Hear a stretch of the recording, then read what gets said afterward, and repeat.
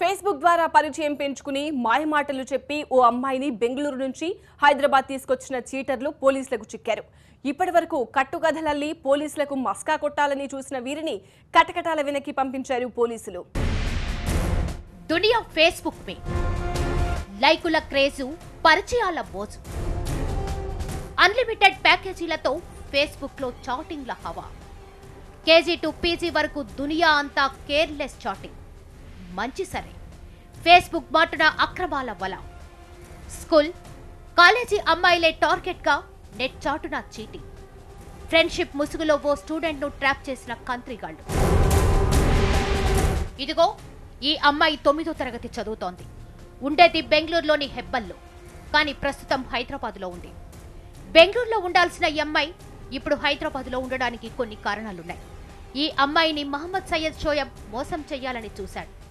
సకాలంలో పోలీసులు స్పందించడంతో ఈ అమ్మాయికి పెద్ద ప్రమాదం తప్పింది. అసలేం జరిగింది? బెంగళూరు అమ్మాయి హైదరాబాద్కు ఎలా వచ్చింది? షోయబ్ అండ్ గ్యాంగ్ ఈ అమ్మాయిని ఎలా ట్రాప్ చేశారు? వాళ్ళ ఉద్దేశమేంటి? నయవంచకుల బారి నుంచి బాధితురాల్ని కాకీలు ఎలా కాపాడారు? ఈ వ్యవహారంలో సినిమాను తలదన్నే ట్విస్టులున్నాయి. బెంగళూరు అమ్మాయి హైదరాబాద్ ప్రయాణం, ఫేస్బుక్ పరిచయాలు ఎంత ప్రమాదమో కళ్లకు కట్టింది. ఫేస్బుక్ ఎంత సేఫ్? రిక్వెస్ట్ పంపారు కదా అని ఎవరిని పడితే వాళ్ళని ఫ్రెండ్గా యాక్సెప్ట్ చేస్తే లైఫ్ రిస్క్లో పడడం ఖాయం. బెంగళూరు అమ్మాయి విషయంలో ఎగ్జాక్ట్గా ఇదే జరిగింది. ఫేస్బుక్ను తన ప్రపంచంగా భావించింది. ఫ్రెండ్ రిక్వెస్ట్ పంపిన షోయబ్ను మంచి స్నేహితుడు అనుకుంది.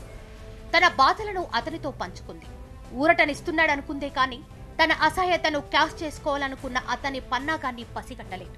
అతన్ని నమ్మి బెంగళూరు నుంచి హైదరాబాద్కు వచ్చిన ఈ అమ్మాయి తన వెనుక షోయబ్ నడిపించిన కుట్రను ఇంకా తెలుసుకోలేకపోయింది.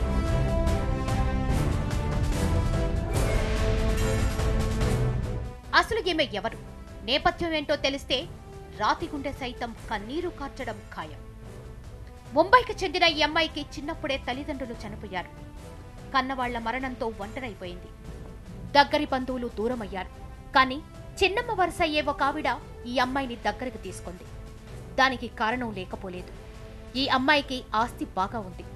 ఆస్తులకు సంబంధించి నెలకు 60,000 రూపాయలు అమ్మాయి పేర బ్యాంక్ అకౌంట్లో పడుతుంది. ఆ డబ్బులకు ఆశపడి మాయమాటలు చెప్పి ఈ అమ్మాయిని తనతో పాటు బెంగళూరుకి తీసుకెళ్లింది. బెంగళూరు తీసుకెళ్లిన తర్వాత నుంచి చిత్రహింసలు పెట్టింది. 2 సంవత్సరాల కిందట తల్లి తండ్రి ఇద్దరు, తల్లి ముందు చనిపోయింది. ఆ తర్వాత 15 డేస్కి తండ్రి కూడా చనిపోయిండు.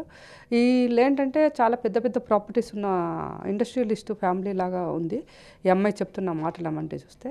తర్వాత ఈమెకు ఇలా తల్లికి సంబంధించిన మాసి అంటే చిన్నమ్మ కజిన్ దూరపు బంధువు అవుతుందట.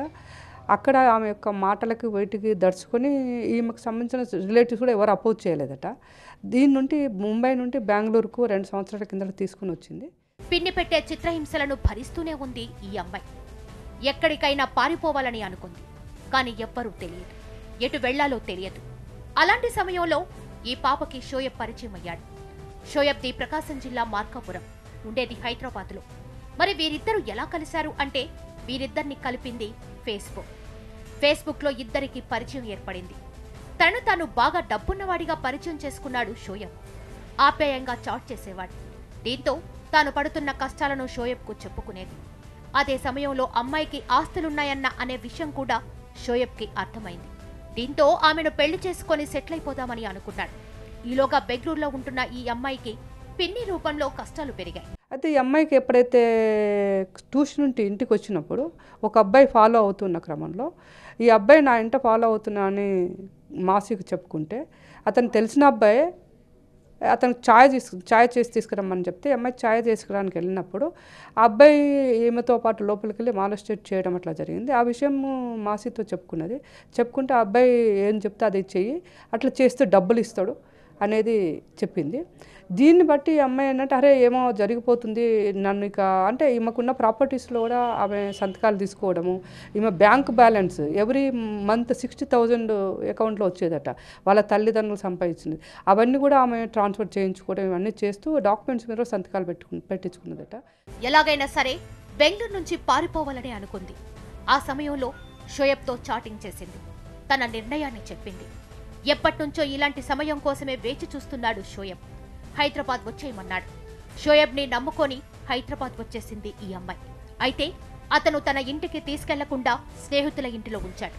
మహమ్మద్ అజార్ సిద్దిక్, మహమ్మద్ రషీద్ సంప్రదించి బాలికను రషీద్ ఇంట్లో ఉంచారు. బెంగళూరు హెబ్బల్ పోలీస్ స్టేషన్లో ఒక కిడ్నాప్ కేసు సంబంధించిన ఒక మైనర్ గర్ల్ని అనాథరైజ్డ్గా 26 ఫిబ్రవరి ఉదయం నుంచి ఇప్పటి వరకు పాత బస్తీలో రషీద్ అనే ఒక ఇంట్లో పెట్టి గండిపేట రెస్టారెంట్కి తీసుకెళ్తున్న మార్కాపురం, ప్రకాశం జిల్లా మార్కాపురం చెందిన సయ్యద్ షోయబ్ అహ్మద్తో పాటు అతను సహకరించిన అజర్ ఫోటోగ్రాఫర్, వీడియోగ్రాఫర్ అండ్ రషీద్ని ఇప్పుడు కస్టడీలో తీసుకోవడం జరిగింది. ఒకరోజంటే ఫ్రెండ్స్ ఇంట్లో ఉంచగలిగారు, కానీ వారం అంటే ఎలా? చుట్టుపక్కల వాళ్ళకి అనుమానం వస్తుంది. ఇక్కడే షోయబ్, అతని ఫ్రెండ్స్ కలిసి కట్టుకదల్లారు. ఈ అమ్మాయిది ముంబై అని, పిన్ని వేధింపులు తట్టుకోలేక అక్కడి నుంచి వచ్చేసిందని, ఈమెను కాపాడాలంటూ హెచ్ఆర్సీని ఆశ్రయించారు. కానీ పోలీసులకు షోయబ్ను చూడగానే అనుమానం కలిగింది. అతను చెప్తున్న మాటలకు చేతలకు సంబంధం లేదన్న విషయం అర్థమైంది. ఈలోపు అమ్మాయి తప్పిపోయిన విషయం బెంగళూరు పోలీసుల ద్వారా హైదరాబాద్ పోలీసులకు తెలిసింది. దీంతో అసలు విషయం బయటపడింది. Task force south zone DCP తనదైన శైలిలో షోయబ్ ని విచారించడంతో అసలు విషయం బయటపడింది. బాలికను సయ్యద్ షోయబ్ అహ్మద్ మాయమాటలు చెప్పి లోబర్చుకున్నాడనే విషయాన్ని తేల్చారు పోలీసులు. 9th క్లాస్ న్యూటన్ పబ్లిక్ స్కూల్లో చదువుతున్న ఒక చిన్న మైనర్ గర్ల్ని చాటింగ్ ద్వారా అసభ్యకరమైన మెసేజ్లు పంపించి ఆమెని ఒక రకమైన మైండ్ సెట్ని వశపరుచుకుని అమ్మాయిని ఇంట్లో నుంచి పారిపోయే విధంగా చేసి 26వ తారీఖు ఫిబ్రవరి ఉదయం అమ్మాయిని తన అధీనంలో తీసుకుని తర్వాత గండిపేట రకరకాల మందీలు, రెస్టారెంట్లు తిప్పి లాస్ట్లో మైనర్ అని తెలిసినాక ఒక పియూసిఎల్ ఇక్బాల్ అన్న అతన్ని సంప్రదించి అప్పటికి కూడా మీడియా దృష్టికి వచ్చేవరకు, మీడియా వాళ్ళు వచ్చి ఇక్కడ ఇన్ఫర్మేషన్ ఇచ్చేవరకు ఆ అమ్మాయిని అక్కడే పెట్టుకున్నారు. బెంగళూరులోని హెబ్బల్ పోలీస్ స్టేషన్లో ఈ నెల 3వ తేదీన విద్యార్థిని అదృశ్యమైనట్టు కేసు నమోదైంది. దీంతో బెంగళూరు పోలీసులు హైదరాబాద్ చేరుకోవడంతో కేసు చిక్కుపిడి వీడింది. అయితే బాధితురాలు మాత్రం ఇంకా నిందితులు చెప్పిన కట్టుకదే చెప్పడం కొసబెరుపు. फिर एफबी फ्रेंड था मेरा एक, तो मैंने उसको मेरी सिचुएशन बताई कि मेरे साथ ऐसा हुआ, तो उसने बोला कि आ जाओ, मैं हेल्प करता हूँ. सिर्फ इसलिए मैं हैदराबाद आई 8 डेज पहले. सबको पता है, लेकिन सब मतलब अगर कोई, जब मासी की जो बात होती थी ये हरासमेंट की, ये सब, तब कोई बीच में नहीं आता, क्योंकि मासी से तब डरते हैं, वो स्ट्रेट नहीं है इसलिए. సయ్యద్తో పాటు అతనికి సహకరించిన మహమ్మద్ అజార్ సిద్దిక్, మహమ్మద్ రఫీక్, పాత బస్తీ యాకత్పురాకు చెందిన పేరు మోసిన బ్రోకర్ మహమ్మద్ ఇక్బాల్ పై కిడ్నాప్ కేసు నమోదు చేసి అరెస్ట్ చేశారు పోలీసులు.